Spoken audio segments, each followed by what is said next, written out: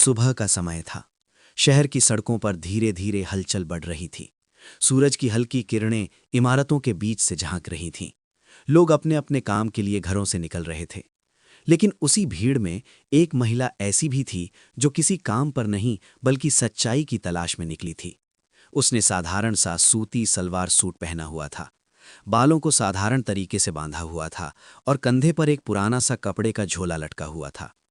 उस महिला को देखकर कोई भी यही सोचता कि वो किसी गांव से आई साधारण औरत है।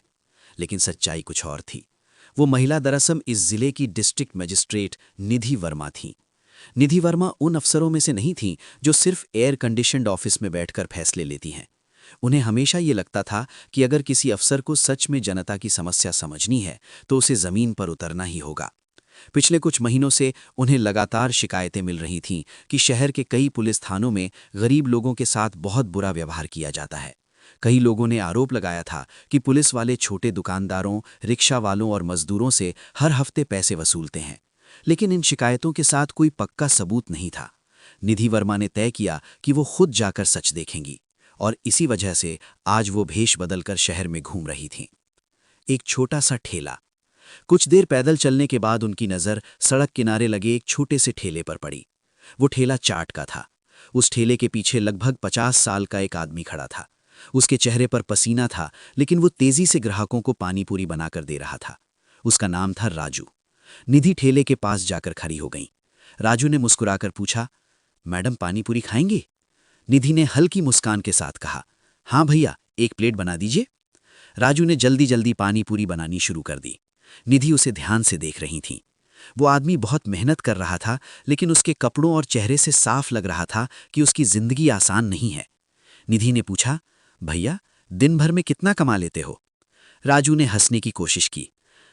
क्या बताऊं मैडम, अगर किस्मत अच्छी रही तो 500-600 बच जाते हैं। फिर धीरे से बोला, लेकिन उसमें से भी बहुत कुछ देना पड़ता है।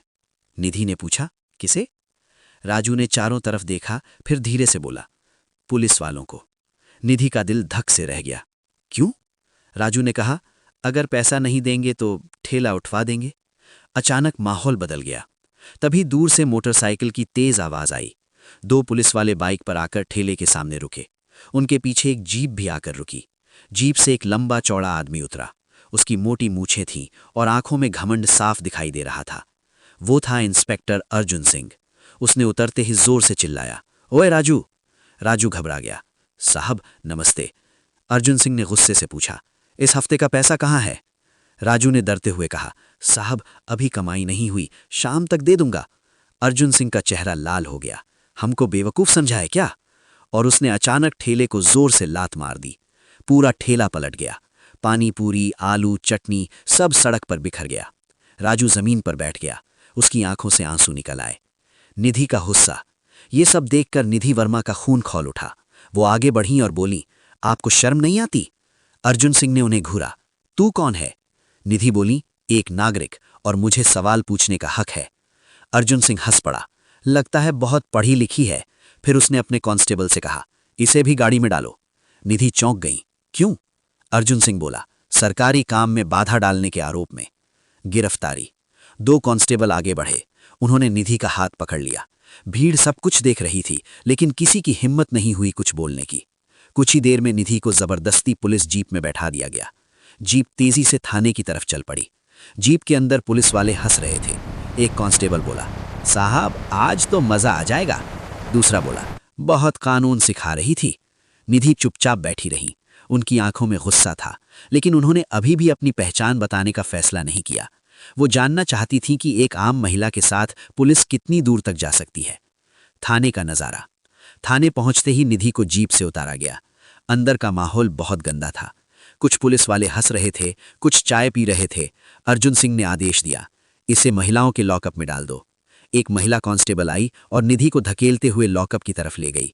लोहे का दरवाजा खुला। अंदर बदबूदार कमरा था और वहां पहले से 2 और महिलाएं बैठी थीं। दरवाजा बंद हो गया। निधि ने गहरी सांस ली। अब असली परीक्षा शुरू होने वाली थी।